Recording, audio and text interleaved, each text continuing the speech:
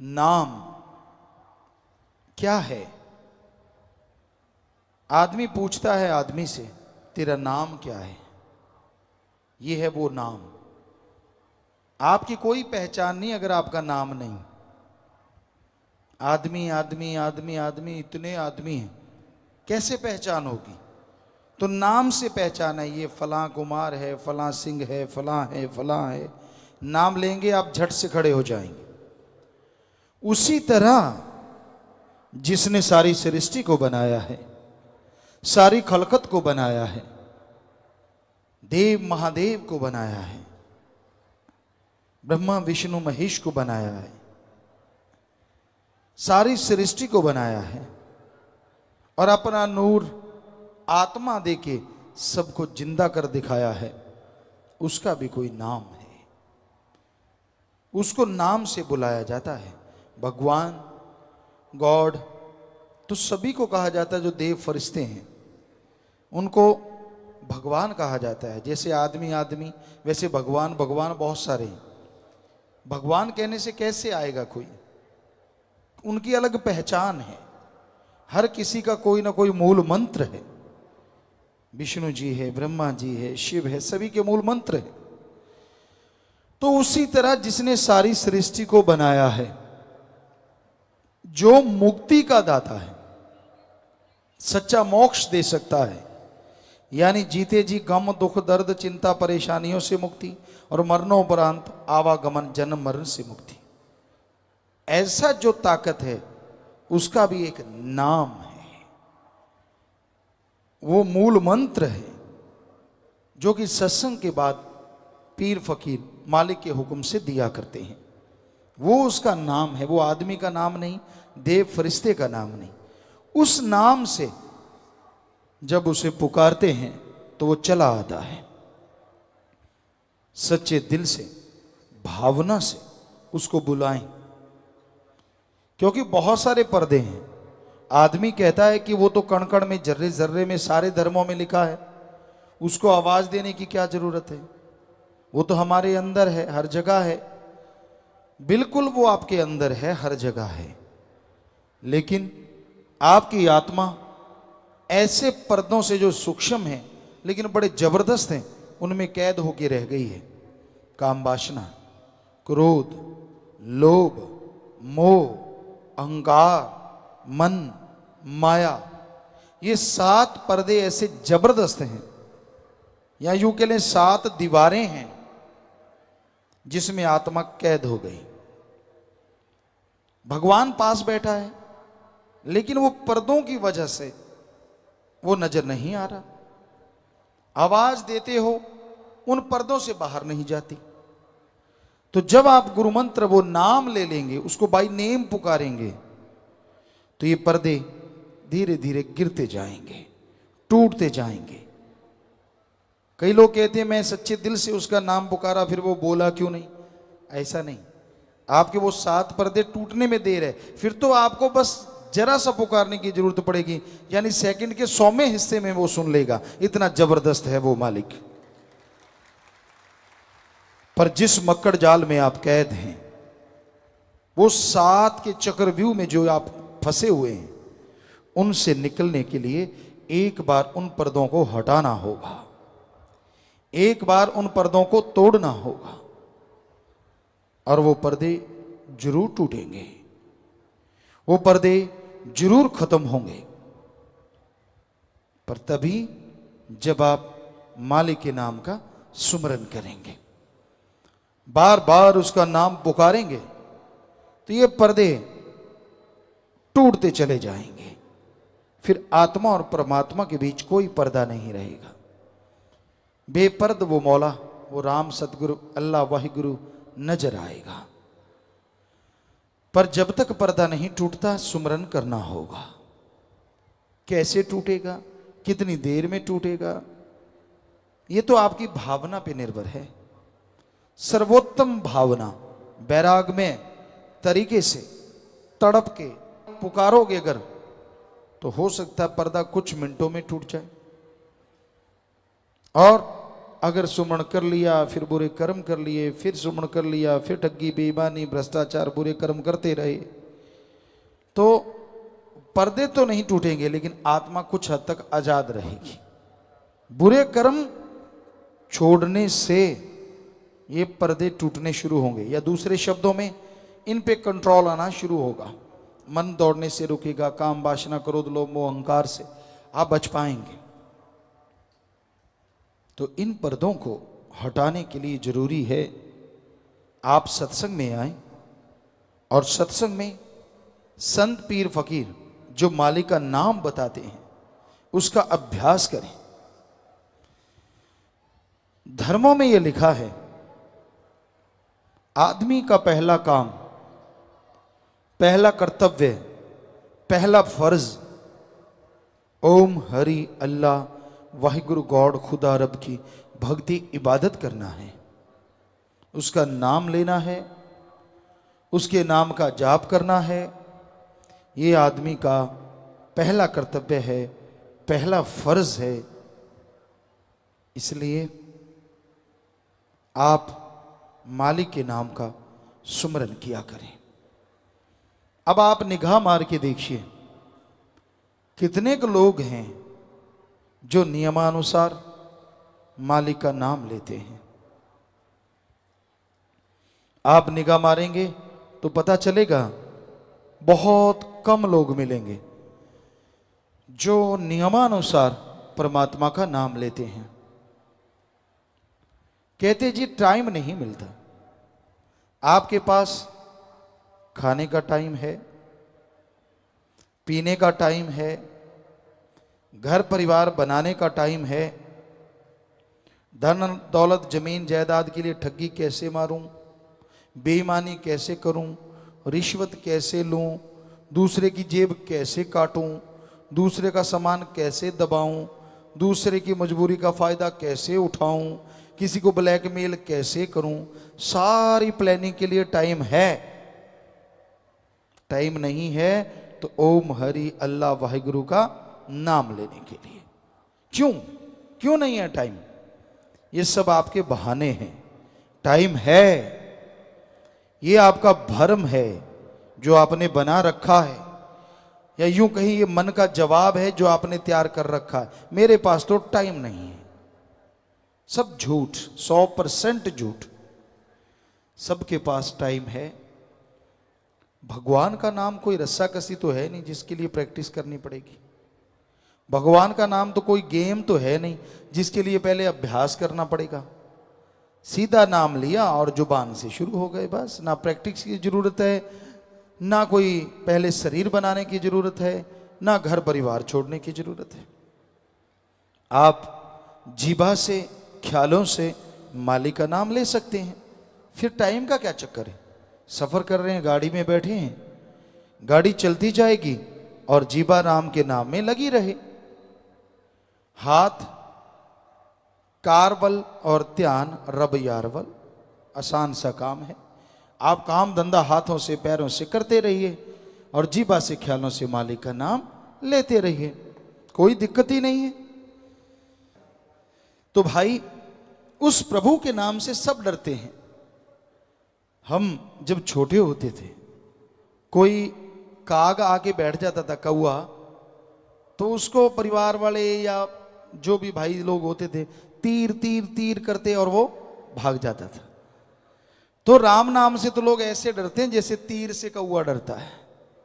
पता नहीं चक्कर क्या है, राम नाम वालों से इतनी क्यों जलन है, क्यों दर्द है? राम नाम किसी का कुछ बिगाड़ता नहीं, राम नाम तो संवारता ही संवारता है, भले काम करवाता ही करवाता है। तो राम नाम से जुड़ो, मालिक की भक्ति इबादत करो। हर इंसान अपनी मर्जी का मालिक है। पशु को सांकल डाल के खूंटे पे बांधा जा सकता है, अरे कोई आदमी को मजबूर कर दे, ये कैसे संभव हो सकता है? हाँ, जानवरों को मजबूर किया जाता है, उनको संकल बांध लिया, रासा बांध लिया, कुछ भी कर दो। तो ये बड़ी अजीबोगरीब बातें इस संसार में हो रही हैं। लेकिन मालिक के प्यारों के, वो कहते हैं ना, सोना जब आग में से गुजरता है तो उसकी मैल जलती है, वो नहीं जलता, वो और सुनहरी हो जाता है। ऐसे ही भक्तजन होते हैं जो मालिक से प्यार करते हैं, अपने सदगुरु अल्लाह राम से प्यार करते हैं। वो उनको लाख कोई बुरा कहे, लाख गलत कहे, वो उन बुराइयों में से होके, क्योंकि बुरा करने वाले, बुरा बोलने वाले उनकी मैल धो देते हैं और वो और पवित्र होके और आबा से आगे बढ़ते हैं और चेहरे पे नूर लेके आते हैं, अंदर बाहर सरूर लेके आते हैं। तो ये राम नाम का असर है।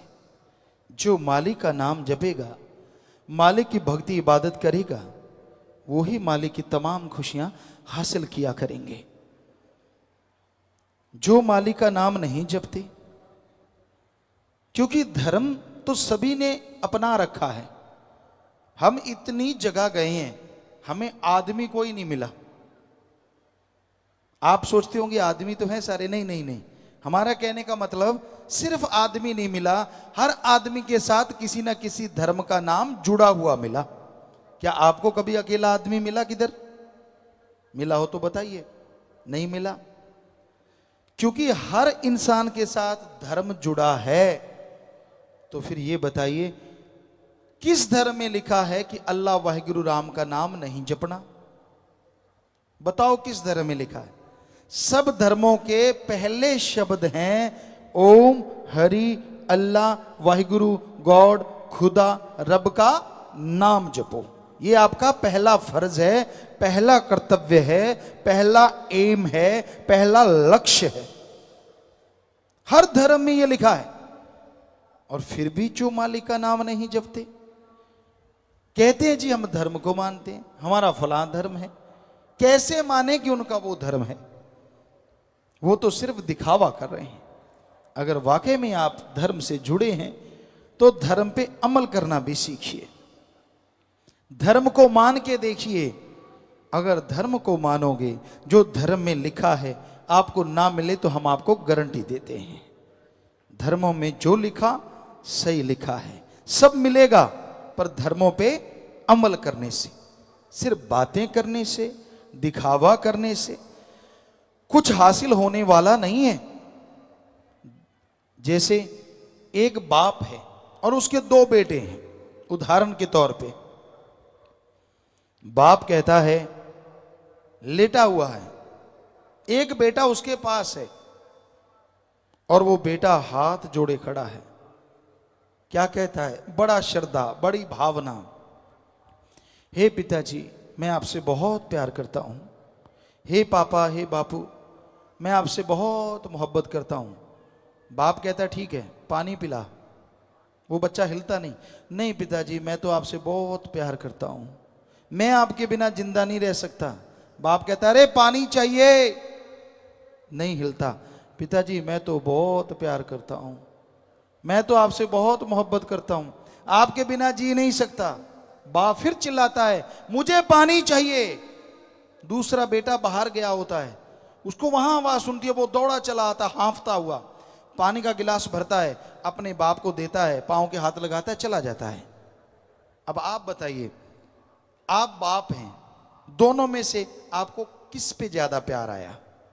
उस पे जो हाथ जोड़ के श्रद्धा से कह रहा है आप मेरे बड़े प्यारे हो, मैं आपके बिना जी नहीं सकता, या उस पे जिसने दूर से आपकी आवाज सुनी और आपको पानी पिलाया, पांव के हाथ लगाई, चला गया, बोला कुछ भी नहीं?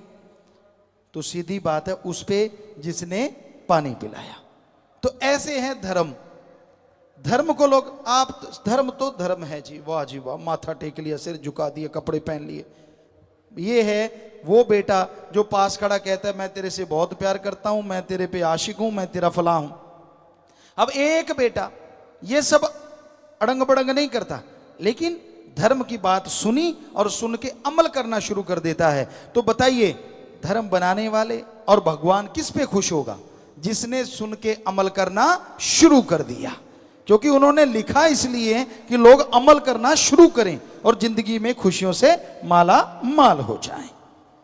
तो भाई धर्म को अगर कोई मान ले तो दुख नहीं आते। दिखावा ना करो, ढोंग पखंड ना करो। दिखावा करने से धर्मों में लिखा रहमो करम, दया, कृपा, दृष्टि नहीं मिलेगी। अगर आप कृपा दृष्टि के पात्र बनना चाहते हैं, अगर आप प्रभु के नाम के काबिल बनना चाहते हैं, तमाम खुशियां हासिल करना चाहते हैं, तो आप प्रभु के नाम का जाप किया करो। दिखावे की जरूरत नहीं है। जैसे मर्जी कपड़े पहनो, अरे जंगलों में नंगे रहने वालों को भी भगवान मिल जाता है। कपड़ों से उसको कोई लेना देना नहीं।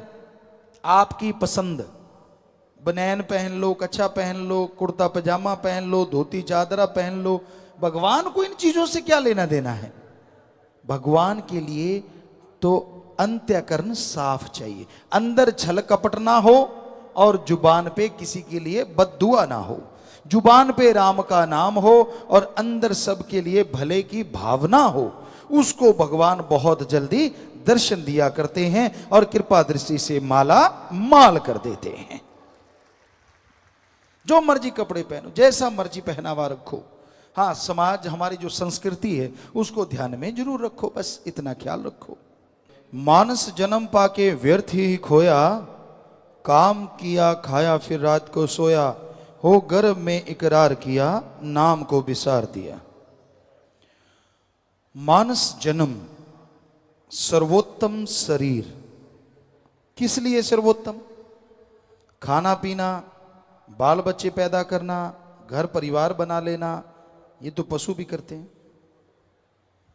फिर किस लिए सर्वोत्तम? साइंस के नए नए साधन, पंखे हैं, कूलर हैं, एसी है, माइक्रोफोन है, और नेट मीटिंग आजकल कहीं बैठे कहीं के कहीं दिख रहे हैं, बातें कर रहे हैं, रॉकेट है, हवाई जहाज है, कुछ क्या से क्या बन गया।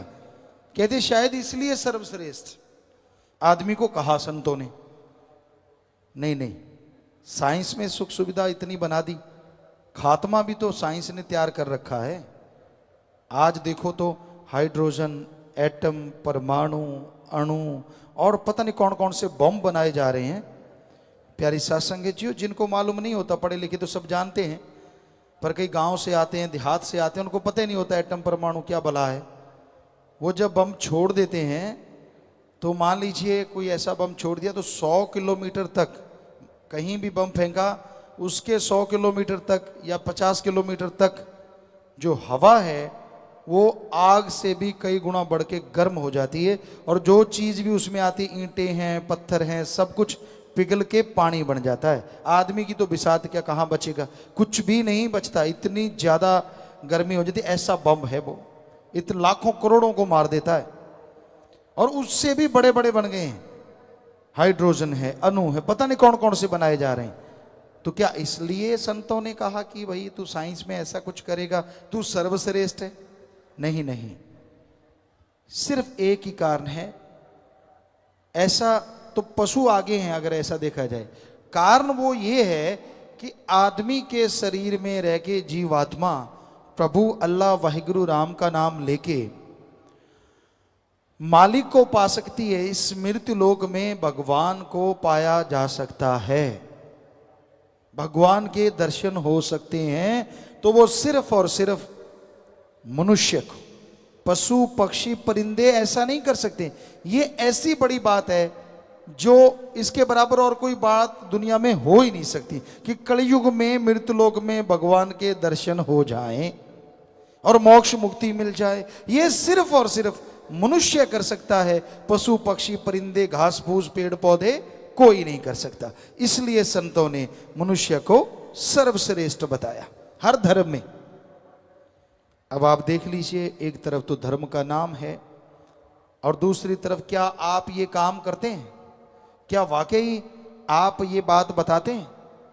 सुमरण करते हैं, भक्ति करते हैं, इबादत करते हैं, राम का नाम जपते हैं? अगर नहीं तो आप सर्वश्रेष्ठ कहलवाने के हकदार कैसे हो गए?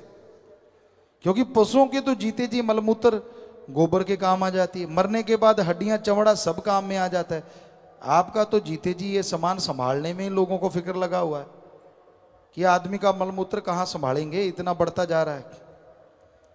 और मरने के बाद अलग से टैक्स लगता है, लकड़ियों का खर्चा अलग से है, बिजली का खर्चा अलग से है। ये तो सत्संगी हैं मालिक के प्यारे, जो जीते जी भी काम आते हैं, जीते जी भी। किसी की जान बचाने में अपनी जान कुर्बान करने को तैयार हो जाते हैं, जीते जी गुर्दा देने के लिए तैयार बैठे हैं, और मरने के बाद पशु नहीं कर सकते वो कर दिखाते हैं सत्संगी। अपनी आंखें दान करते हैं, अपना शरीर दान करते हैं, जिससे पूरी मानवता का भला होता है। ये है धर्मानुसार, बल्कि उनसे भी 2 कदम आगे बढ़ के। ये किसी ने सोचा ही नहीं था कि ऐसा भी मनुष्य शरीर का काम आ सकता है, या ऐसे भी मरने के बाद ये काम देगा। तो है ना कमाल। तो ये इस तरह से आप चलिए रूहानियत इंसानियत के रास्ते पे, तो आप वो खुशियां हासिल करेंगे, आपके परिवारजन वो खुशियां हासिल करेंगे जिसकी कभी कल्पना भी नहीं की होगी। माया ने जाल में है लिया फसाए, साथ न जाए पड़ी यहां रह जाए, वो झूठा है व्यापार किया। माया क्या नहीं करवा देती। जो लोग कहते हैं जी माया वाले हमारे चारों तरफ फिरते हैं, हमें बर्बाद कर डालेंगे, वो लोग माया के गुलाम होते देखे गए। माया रानी चीज ही ऐसी है। ऐसे थोड़ा सी झलक दिखा दो, बात करते करते लोग कह देते हैं रुको जी हम थोड़ी देर के बाद आएंगे। माया रानी चीज ही ऐसी है कि कहीं कुछ गलती ना निकाल दे, अच्छा पैसा लिया है सारा डूब ही ना जाए। तो ये है आज माया का काम। ये झूठ को बढ़ा चढ़ा के पेश करती है माया रानी, और सच को दबा देती है। लेकिन सूरज बादलों के दबाने से कभी दबा नहीं करते। राम नाम, अल्लाह मालिक का नाम माया के फंदों को पल में बिखेर देता है। ये माया के फंदों का गुलाम नहीं बनता। राम नाम में इतनी शक्ति है, राम नाम में इतनी ताकत है। तो राम नाम के रास्ते पे जो चला करते हैं, मालिक से जो सच्चा प्यार इश्क किया करते हैं, अरे उनके बंद बंद कट जाया करते हैं, पर जुबान से उफ तक नहीं आया करती। ऐसा इतिहास बता चुका है। और जो माया के गुलाम होते हैं, जिंदगी भर ठोकर खाते हैं, चंद नोटों के लिए वो अपना जमीर बेच देते हैं। दुनिया थू थू करती है और आगे दरगाह में नरक दोजक में उनको जलना पड़ता है। तो माया का जाल सुनहरी है। माया के सब्ज बाग बहुत है, बड़े सब्ज बाग दिखाए जाते हैं माया से। तो ठगी मारेगा, क्या मिलता है तनख्वाह से, बता कितना कमा लेता है। सीधी बात यहां से शुरू होती है, कितनी तनख्वाह है तेरी? 10,000 महीना, 15,000 महीना, 20,000 महीना। हम 10 लाख देंगे, हम 20 लाख देंगे, हम 30 लाख देंगे, हम करोड़ों देंगे। आदमी हिल जाता है। कैलकुलेट करते हैं पढ़े लिखे, यार साल का 10,000 से देखें तो 1,20,000 ही बनता है, और जो बैठे बिठाए 50 लाख दे रहा है। हाल हर्ज क्या है? यही तो आप भूल रहे हैं। माया होई नागणी जगत रही ढहकाए, भरमा रही है लोगों को। जमीर दीन ईमान डोल रहा है लोगों को। माया होई नागणी जगत रही ढहकाए, जो इसकी सेवा करे उसको ही ये खाए। कबीर जी के ये दोहा है कि ये माया के जो गुलाम हैं, जो माया के पीछे अपना दीन ईमान धर्म बेच देते हैं, ये माया ही उन्हें तड़फाती रहती है, चैन की नींद कभी लेने नहीं देती। आती बड़ी सुंदर लगती है।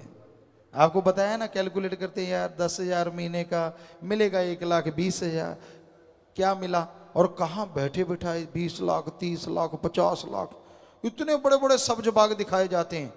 तू विदेशों में उड़ना जी, तू फलां जगह उड़ना जी, तू फलां करना जी, तू फलां करना जी।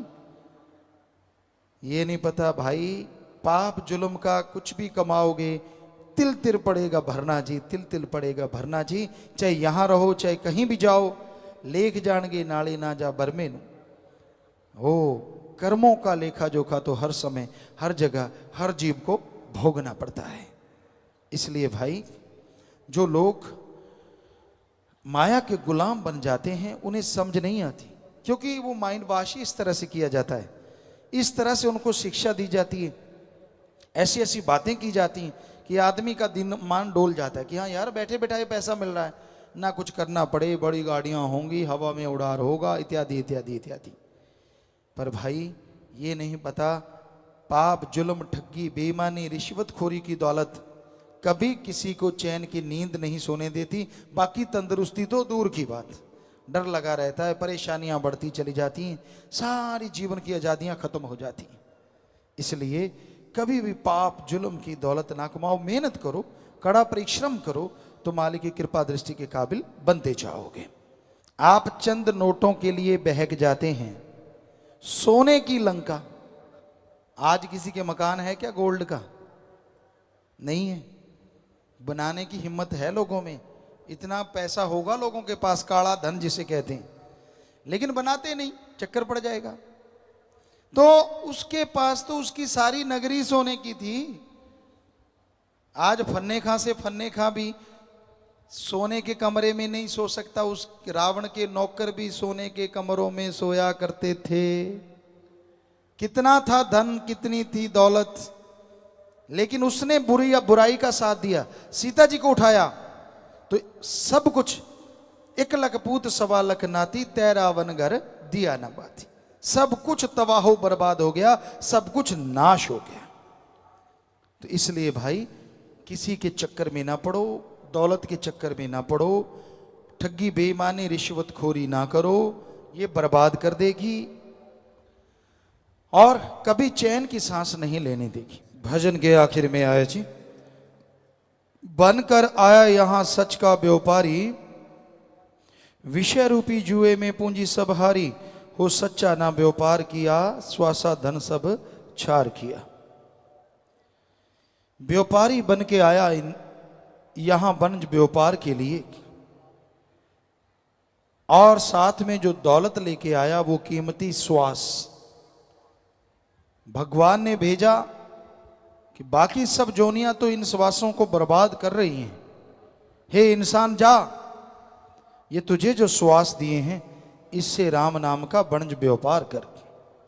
जितना करेगा जीते जी सुख मिलेंगे और मरणोपरांत आवागमन से आजाद हो जाएगा, मालिक के कृपा पात्र बनेगा। भगवान ने भेजा वंश व्यापार के लिए, वंश व्यापार करने के लिए, लेकिन यहां आके जीव लग गया बुरे बुरे कर्म करने, अपने कीमती श्वासों को बर्बाद करने पे उतारू हो गया कि मैं भक्ति नहीं करूंगा, बाकी सब कुछ करूंगा। और जब तक भक्ति नहीं करेगा सुख कहां से मिलेगा? भक्ति करना जरूरी है, भक्ति के बिना सुख नहीं मिलता। भक्ति में शक्ति है जो इंसान को अंदर बाहर से माला माल कर देती है। भक्ति वो ताकत है जो इंसान के दिलो दिमाग में शांति भर देती है। भक्ति वह ताकत है जो बिन मांगे इंसान की झोलियां अपने रहमो करम से माला माल करवा देती है। भक्ति में वो शक्ति है जो भगवान के दर्श दीदार इस गंदी मृत्यु लोक में करवा देती है। भगवान की भक्ति में शक्ति है जो जीते जी निज धाम दिखा देती है, मालिक के नूरी स्वरूप से रूबरू करवा देती है। इसलिए भक्ति से मुंह ना मोड़ो। आपकी किसी से नहीं बनती, कोई बात नहीं, किसी की बात अच्छी नहीं लगती, चलो कोई बात नहीं, भगवान की भक्ति करो, क्योंकि वो आपके लिए अच्छी भूमि तैयार करेगा, वो आपके लिए अच्छा बेस बनाएगा जिस पे चल के आप खुशियों से माला माल होता जाएगा। इसलिए भगवान की भक्ति करना अति जरूरी है। इसी के लिए ये कीमती श्वास दिए हैं।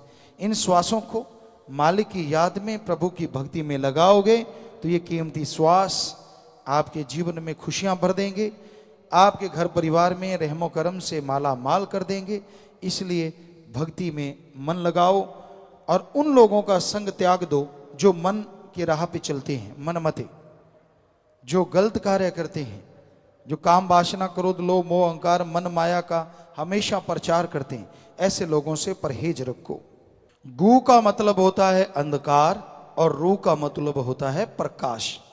जो अज्ञानता रूपी अंधकार में ज्ञान रूपी दीपक जला दे वो सच्चा गुरु होता है। गुरु बिना गति नहीं है, गुरु बिना संसार सागर तर नहीं सकता। गुरु ही जहाज है, गुरु ही नाविक पतवार है, गुरु ही तारणहार है। क्योंकि गुरु भगवान से जोड़ता है और भगवान तारणहार, जहाज, सब कुछ है। तो इसलिए गुरु पीर फकीर की सुनो तो मालिक आपकी सुनेंगे, गुरु पीर फकीर की मानो तो मालिक आपकी मानेंगे। गुरु कभी नहीं कहता कि मेरी सेवा कर, गुरु कभी नहीं कहता मेरे लिए ये कर, वो कर, फलां कर। गुरु कहता है सबके भले के लिए जो होना है वो कर, परमार्थ कर, भला कर, नेक कर। और जो सुन के मान लेते हैं यकीनन मालिक उनका भला करते हैं, यकीनन मालिक उन्हें कोई कमी नहीं छोड़ते। तो गुरु के बिना संसार में कोई ऐसा पवित्र ग्रंथ नहीं, कोई आम ग्रंथ नहीं जो लिखा गया हो। टीचर, मास्टर, उस्ताद, गुरु ही पवित्र ग्रंथों को लिखने वाले। साइंस में भी वो गुरु उस्ताद जिन्होंने अच्छे अच्छे ग्रंथ लिखे, जिनको पढ़ के विद्यार्थी आगे तरक्की करते हैं, डॉक्टर बनते हैं, इंजीनियर बनते हैं या कुछ भी ऑफिसर बनते हैं, उनको भी लिखने वाले गुरु हैं। कोई भी आज तक ऐसा पवित्र ग्रंथ नहीं है जो सीधा आसमान से भगवान ने दिया हो कि लो आदमी तू पकड़ ले और ये तेरा है। भगवान ने भी अगर अपने शब्द लिखवाए तो वो गुरु के द्वारा आदमी के जरिए ही लिखवाए हैं। कोई भी ऐसा हो तो हमें बताएं, हम चैलेंज करते हैं, ऐसा कोई भी नहीं। तो हर धर्म में लिखा है गुरु की जरूरत थी, है और हमेशा रहेगी, उसके बिना पार उतारा नहीं होता। तो यही बेपरवाजी सच्चे मुर्शिद कामिल ने फरमाया, कहें शास्त्र नाम जी सुन अमल कमाले, जब कर नाम पीछा काल से छुड़ा ले। तेरे को जो भी बीमारियां हैं तन की, मन की, इनका मुकम्मल इलाज प्रभु के नाम से संभव है। यहां डॉक्टर जवाब दे देते हैं राम नाम वहां पल में बीमारों को तंदुरुस्त कर देता है। पर यह है आपकी भावना, आपकी श्रद्धा। सच्ची श्रद्धा से, सच्ची भावना से अगर मालिक का नाम जपोगे तो यकीनन आपकी परेशानियां, बीमारियां दूर होती चली जाएंगी। अगर आप दिखावा करोगे, ढोंग ढकोसला करोगे, सिर्फ दिखावे के लिए कि मैं सुमन करता हूं, भक्त हूं, तो भाई फिर दिखावा कभी कोई खुशी नहीं दिला सकता। इसलिए भावना से, सच्चे दिल से आप मालिक का नाम जपो, सेवा करो तो मालिक की कृपा के काबिल बन सकते हैं। संत तो सबके भले के लिए प्रार्थना करते हैं, कभी किसी का बुरा नहीं करते। तरुवर फल नहीं खाते है, सरोवर पीव न नीर, परमार्थ के कारणे संतन भयो शरीर। तरुवर पेड़ कभी अपने फलों को आप नहीं खाता, समुद्र अपने पानी को आप नहीं पिया करता, बल्कि वो परमार्थ के लिए होता है, दूसरों के भले के लिए। संत पीर फकीर भी ऐसे इस संसार में सबके भले के लिए आते हैं, वो कभी किसी का बुरा नहीं करते। सवाल पैदा नहीं होता, कभी किसी का सोचते भी नहीं, करना तो दूर की बातें होती हैं। तो बेपरवाह जी यही फरमाते हैं, यही शिक्षा देते हैं कि राम का नाम जपो, भक्ति इबादत करो, ताकि बुराइयां अंदर से निकल जाएं और मालिक की कृपा दृष्टि के काबिल आप बनते चले जाएं। अल्लाह वाहिगुरु राम गौड़ खुदा रब का नाम जपा करो, ये आपको गारंटी देते हैं कि वो भावना कुछ जरूर मंजूर करता है, कबूल करता है, और अंत्यकरण की आवाज बहुत जल्दी उस तक पहुंच जाया करती। और विचार जैसा आपको बोला शुद्ध होते हैं सुमरन से। सुमरन में मन ना लगे, सेवा करो। सेवा भी नहीं कर पाते आप, दूर दराज हैं, कम से कम बुरे लोगों का संग ना करो, बुरी सोहबत ना करो, क्योंकि जैसा करो संग वैसा चढ़े रंग। असर लाजमी होता है, जैसा आप संग करेंगे वैसा आप पे असर होता जाएगा। अपनी ईगो, अपनी खुदी को मिटाना अति जरूरी है। जब तक आपका अहंकार, आपकी खुदी, आपकी ईगो नहीं मिटती, मालिक आपको नजर नहीं आएगा। जैसे बच्चे को कुछ पता नहीं होता, माँ बाप की उंगली पकड़ता है, जिधर माँ बाप ले जाता है ले जाता है, कोई दखलंदाजी नहीं होती, क्यों किंतु परंतु नहीं होता। उसी तरह एक मुरीद को अपने सदगुरु पे दृढ़ यकीन होना चाहिए। वो जो कहे, जो बोले, क्योंकि वो खुद नहीं बोलता, अल्लाह वाहिगुरु राम बुलवाता है। वही वचन करवाता है। तो आप अगर उसकी बात सुन के अमल कर लेते हैं, समझ लीजिए आपने अल्लाह वाहिगुरु राम की बात सुन के अमल कर लिया। कई बार दिखने में चीजें सही नहीं होती, यूं लगता है कि ऐसे कैसे गुरु की बात मान ले, गुरु तो ये कहता है, गुरु वो कहता है, गुरु फलां कहता है, ऐसे कैसे। आदमी अपना अकल का दखल दिए बिना बाज नहीं आता। आपको कई बार बात सुनाई, एक बात सुनाते हैं। एक संत पीर फकीर के साथ दो उनके शिष्य रहते थे। समय आया गुरुगद्दी देने का, तो गुरु ने कहा साध संगत को, भाई हमने गुरुगद्दी बख्शनी है, किसको दें। साध संगत ने एक बार तो कहा नहीं जी, कहने के नहीं वो तो हमने तय कर लिया है, आप बताइए हम किसको दें।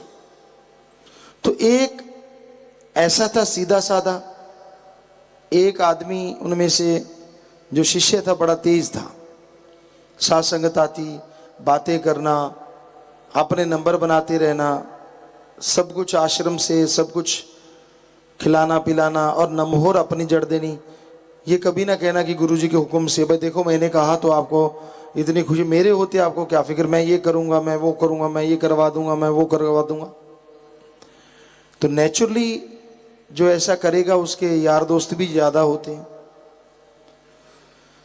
तो सभी ने सोचा कि यही ठीक है। गुरुजी को शाम को बताया, गुरुजी ये ठीक है। गुरुजी कहते भाई आप तो देखेंगे, बताएंगे आपको, अभी नहीं। 5-4 दिन हुए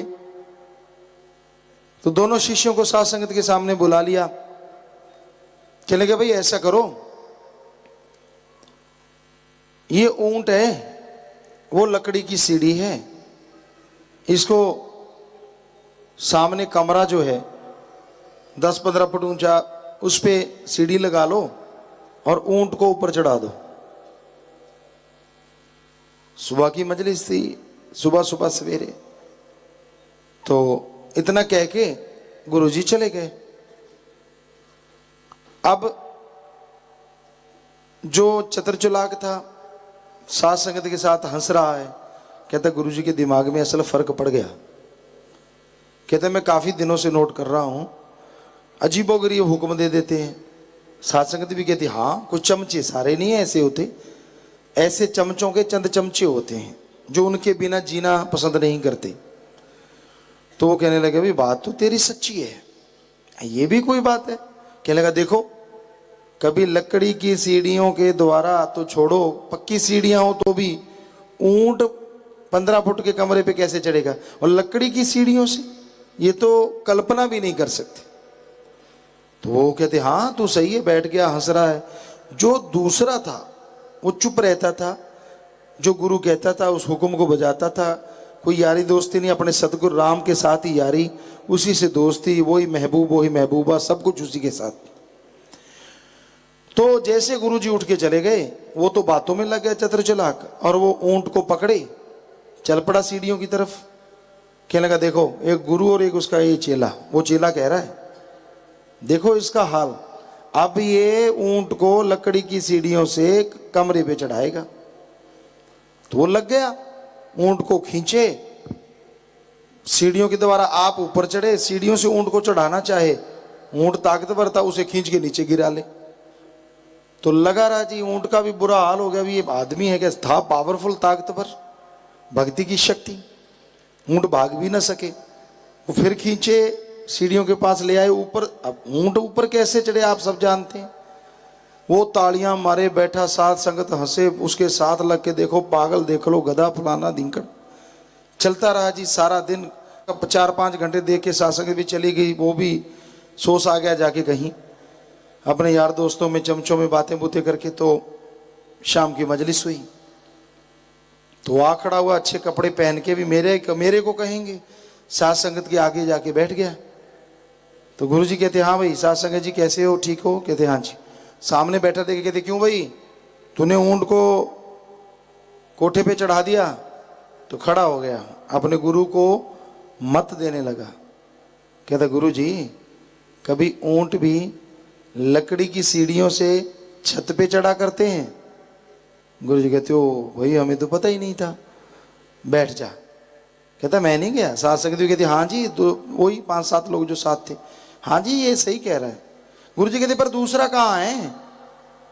कहते जी वो तो वो देखो वो लगा पड़ा, कपड़े फट गए, बुरा हाल, लहू लुहान, कहीं चोट लग गई, क्योंकि ऊंट बहुत पावरफुल होता है। तो ऊंट का भी बुरा हाल, पेशाब कर दिया, लेडिया निकल गए, बुरा हाल दोनों का ही। कहते जी देखो दोनों एक दूसरे को खींच रहे हैं। गुरु जी कहते हो जल्दी बुलाओ भाई उसको, जल्दी बुलाओ। बुला के लाए। गुरु जी ने बोला, कहता अच्छा फिर तो ठीक है, नहीं तो मैं चढ़ा के छोड़ूंगा चाहे 10 दिन लग जाए। तो गुरु जी ने बुलाया तो चलो। वो भागा, गुरु जी के पास आया, चरणों में प्रार्थना की, आंखों में आंसू आ गए कि हे मेरे सतगुरु, मेरे से ये काम हो नहीं पाया, पर मुझे आप इजाजत दीजिए, मैं लगा रहूंगा 10 दिन 15 दिन, छोड़ूंगा चढ़ा के, आपने हुक्म दिया तो गुरु जी ने छाती से लगा लिया, सिंहासन से उतरे, छाती से लगा लिया और अपने साथ बिठा लिया। अब दूसरा देखे, आंखें फट गई, मुंह खुला का खुला रह गया, ये क्या हुआ? गुरु जी कहते हम पागल हैं, हमें नहीं पता कि लकड़ी की सीढ़ियों से इसके ऊपर, कमरे के ऊपर ऊंट नहीं चढ़ सकता। अरे हमने तुझे सुधारा है पागल, हमें नहीं मालूम, हमें सब पता था, हम तो देखना चाहते थे कौन गुरुमुख है और कौन पाखंडवाद करने वाला है। अरे तू वचन तक नहीं माने, इसको भी पता था, ये भी पागल नहीं है कि ऊंट नहीं चढ़ेगा, लेकिन इसको था गुरु जी ने बोला तो चढ़ेगा बस। तो ये होता है सच्चा गुरुमुख। तो उसको गुरगद्दी बख्श दी। सो कहने का मतलब रूहानियत में अकल चतुराइयां, लैन कुल्ले होशियारां दे, अपने आप को फन्ने खाही या अपने आप को बड़ा साबित करना या अपने आप की ऐसी कोई चीजें सामने लाना, तभी से भक्ति में बैक गियर लग जाता है, खुशियां बंद हो जाती हैं। दीनता नम्रता धारण करके जो माना करते हैं वचनों को, दृढ़ यकीन के साथ रूहानियत के रास्ते पे चला करते हैं, उन पे मालिक का रहमो करम इतना बरसता है, इतना बरसता है, कहने सुनने से परे। ये अंधविश्वास नहीं होता, ये दृढ़ विश्वास होता है।